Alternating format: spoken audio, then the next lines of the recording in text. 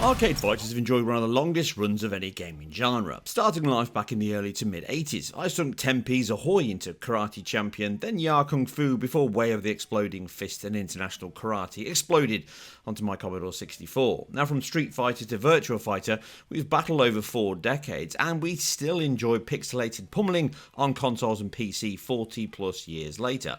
PlayStation and Arc System Works have teamed up with Marvel to reinvigorate the genre with Tokon Fighting Souls, running under the latest UE5 engine with Arc's superb 2.5D cel-shaded anime graphical style from their modern Guilty Gear and Dragon Ball Z fighters. Now thanks to review code from PlayStation UK and an open beta at the end of July, I put in some rounds across PS5 Pro and PC to see if this is a fight worth having. I'm the best there is at what I do. Now as a fixed arena fighter, the visual quality, the animation, the controls, the input latency, server latency, screen density, game modes and visual and performance modes are all vital ingredients in the fighting pot. Starting with performance and input, we're in solid territory here. Visual modes and performance modes, they're easy. PlayStation 5 and PS5 Pro have but one, which targets 60 FPS, and it hits that most often. No 120Hz mode is a bit of a shame, but the input latency is excellent, with a median of 65.7 milliseconds being very good and helped by the keyframes being tight, which helps give the game a fast, tight and responsive feel across all characters. Now the readout of frame time is great, offline modes are locked to 60 FPS and maintain a consistent 16 millisecond cadence almost perfectly. Online is a little different, and depending on connection, rollback code and server latency, we can have very minor but noticeable dips under that 60 FPS plateau. Most are single 33 millisecond dips, but a high point of 99 milliseconds can occur in my test, so if a game starts laggy, then it will likely remain that way all the way through. Now you can help by choosing regions close to yourself and keeping the speed of connection at 3 or higher, which can extend games being fouled slightly, but is a small and worthy sacrifice for better consistency in those battles. Now as you can see, the server latency and rollback frames, this being the core engine assumption that the other player pressed X or pulled back, and then when the input is received, then the engine rolls back X amount of frames to align to the actual change, i.e. the game assumed that you would press square for a strike, but 3 frames later it received a block input and then rolled back to that point in the simulation. So you did not take a full hit. This helps keep the game moving fluidly most of the time despite some latency, but it also fixes that feeling that your inputs are lost or too slow due to lag. Now it's not fully resolved, but it is certainly better. But once you get into 4+ rollback frames, as you see here, it then becomes very bad. See here as Spidey just jumps to the top of the screen as he's actually landing on the floor as it rolls back 8 or 9 frames. And this is so poor in this game that it feels horrible to play. Also, the game interleaves updates with characters' backgrounds, SSR, etc. So it's actually far more laggy than the graph is actually showing here due to the screen actually changing parts of it at 33 milliseconds, not 16. But it interleaves them, so my graph readout shows 16 milliseconds rather than 33 because part of the screen is updating. When you get a game with this much latency and rollback, it is not a fun experience. Thankfully though, that menu choice just mentioned of local regions and speed really does, if not fully resolve, help this issue. For the freedom of all! Liberty for all! This is a battle for the American dream! Moment of truth! The game is a visual art showcase, offering strikingly clean, stylish, emotive designs and animation. That same single 60 FPS mode also offers a 4K output. The same baseline for both consoles. PC can go higher if your hardware does, but PS5 appears to use FSR 1. But the looks of things, but upscaling from a dynamic 2240 by 1260 up to 2560 by 1440 as a base resolution, while PlayStation 5 Pro players see a 56% increase on that to a 3200 by 1800p base.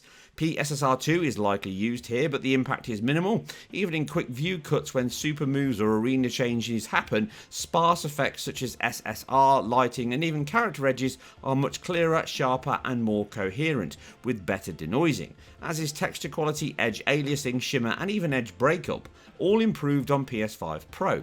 A welcome visual boost, but not a transformative one, with many of the key visual blemishes being close to identical or simply reduced.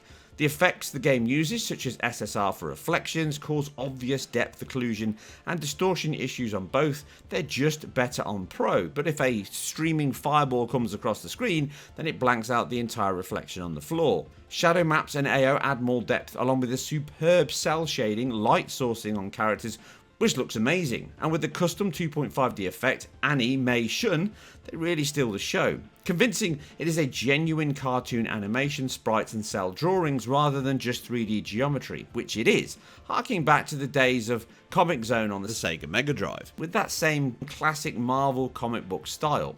Faces, fists, feet and firepower all land, swing, swoop and sizzle with impeccable quality the team always delivers.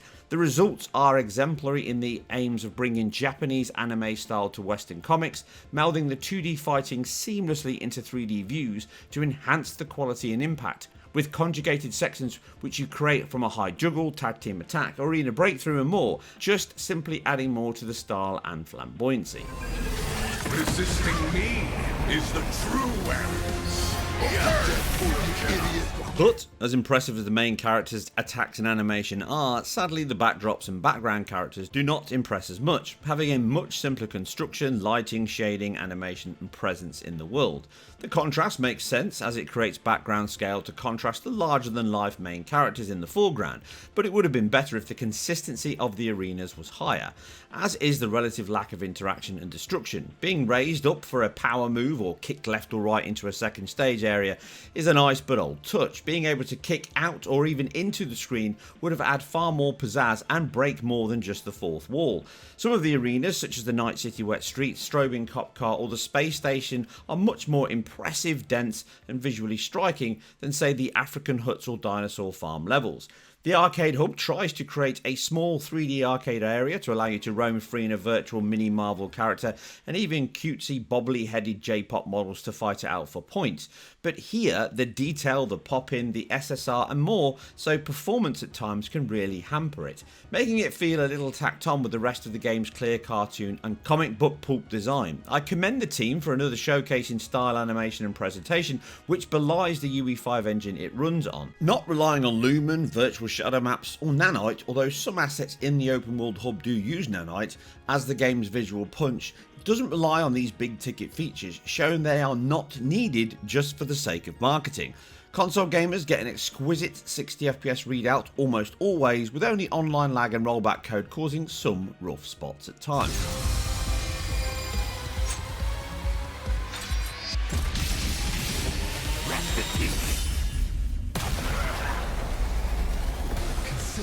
Now the PC players have a tougher experience though. It's not terrible, but certainly not great, with my RTX 4070 laptop in the beta delivering just under 60 FPS even at 1440p DLSS quality, and sometimes CPU memory with a bottleneck, although it is GPU bound most often.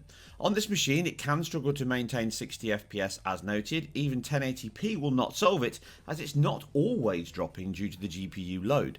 The final release has seen a patch to improve CPU usage, reduce animation and audio demands, impacting performance. It can scale down, but the high to best settings seem to align with PS5's, aside shadow quality and possibly SSR quality.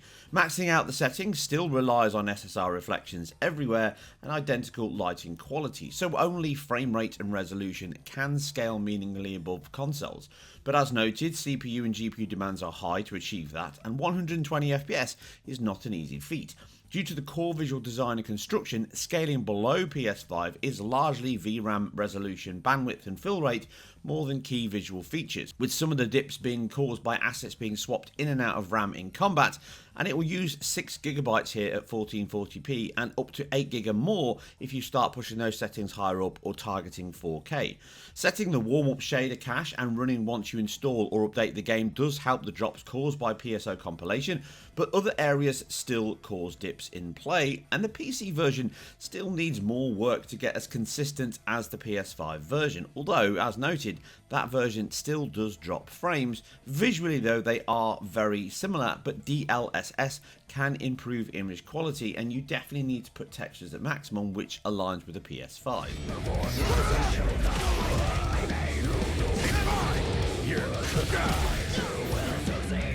Now, tag team brawlers have been popular since the 90s, and this latest game mode is more than a spinning hook kick to the mighty arcade and Sega Saturn monster, Street Fighter vs X-Men, Marvel vs Street Fighter, and the originator X-Men Children of the Atom, and later Marvel Capcom games. Now, like Marvel vs Capcom, Tōkon is a tag team battler with up to 3 other combatants now in your corner, but it has a tactical element of requiring you to achieve certain damage, arena breakthroughs, or other requirements, with the matches to unlock the option to fully swap or even use a third or fourth players. The tactility is raised further with time combo swaps, counter attacks on enemy swaps, string together combo hits, rises, juggling, and epic super moves that can be a full gang up of 4-on-1 for the true school bully feel. Take this! Over here! We team up. We're unbreakable. It's easy to string combos with low, medium and high powered moves, offering up a simple combo and finisher that rises up from low to high, being a multi-team assemble finisher like move if done correctly. Now, opposing these are the counters and swaps, and even reverse counters tied in with your skill meter, meaning it is easy for anyone to string a good combo together with button bashing, but the best will learn the counters, the characters to use and timings to really excel. Many characters are good, with each feeling unique and accurate to their core lore, but Deadpool is the most fun to watch and breaks that fourth wall often and mocks pop culture everywhere, which can be a chuckle even when you're on the receiving end.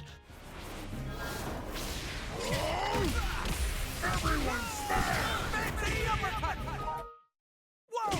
Who just tried to DC? Rage quitting is the ultimate fighting game sin. Hold that pose. Where you can mostly counter moves, use timings and string sequences together is the game's biggest win, but also biggest issue, in that many games can be boiled down to who starts the juggle first, and it can be harder to escape even when you know how. Adding to this is the fact that some characters offer distinct advantages to others, such as Storm's range and Stringer's or Blade's long combo that can be mixed quickly with ranged gunfire, making it hard to close the gap. Iron Man is another that can become the modern Fireball, Sonic Boom, Distant King, and Doctor Doom. The Hulk is a classic tank that offers up brute force and speed, but it can be easily trapped by faster ranged characters. Game modes offer up a good spread of offline and online. Each online battle is preceded with a training bout as it searches for a game. Once found, you can select to join, which is better than looking at a menu, and again the hub option gives you the same choice. We get training, CPU levels, casual, ranked online, plus cutesy arcade pseudo battles, with each offering the same choice of tag team 1v1 fighters across 8 arenas and 20 characters, at least at launch. The story and comic sequences are nice to have, but are not the best comic book work and really only feed the World Tournament plot. The facial and lip animation in the pre-post scenes is also pretty weak, and although voice acting is decent, the script is often not. Well, aside Deadpool. The lack of any in-game or more grand sequences is a miss also, with the pre-rendered video intro and other bits offering a bigger leap in quality, but it could have been improved most by linking the fights more coherently. A little like the modern Mortal Kombat titles do. None can touch my Tōkon. By the goddess! Face roll! Tōkon is another marvellous fighter from Arc System Works. The UE5 use is seamless in being as accurate as possible to the source material, but also being flamboyant, performant and striking to play and watch. The game modes are quite light, more choice would have been welcome, training and practice are good, but a 2v2 local or online mode in larger arenas would have been superb, more like a modern Power Stone game. More dynamic and destructive arenas, background detail and a connected story, better performance on console and specifically on PC. But esports online is its obvious focus, and here I think it is too easy for newcomers but can still become a who you get matched with challenge. The pre-scripted attack combos and super moves are great, but after a while they can become tiresome to sit through, even if you're delivering them. So an option to turn them off, even in a game mode specifically, would offer at least an old school hardcore mode. A bigger range of movesets with the inputs across characters and depth and verticality options would have offered more things for a larger audience. As it stands, it is fun, fast and engaging fighter that looks great in action, sounds good, and will offer months and months of return play offline, but online mostly. But I think its biggest Achilles heel is it tries to please everyone and falls short in some key areas because of that. And as such, it may not please anyone 100%. And that's it for all things fighting, fist, tech and game related. Remember, if you like what I do here on my channel, I am completely self-funded and independent, so you can help by liking, sharing, subscribing down below to get my numbers up, sharing this video where possible, and if you like what I do and want exclusive access or to ask me questions in the industry and gaming as a whole, you can also join my Patreon for a couple of dollars a month. It really, really helps. Anyway, I'm out, and I'll catch you very soon on the next one. Here comes Deadpool! World peace is all on me. Breaking you and the fourth wall. How's this? Or this? What about this? You'd need at least 5 Iron Men to beat me. No, 10.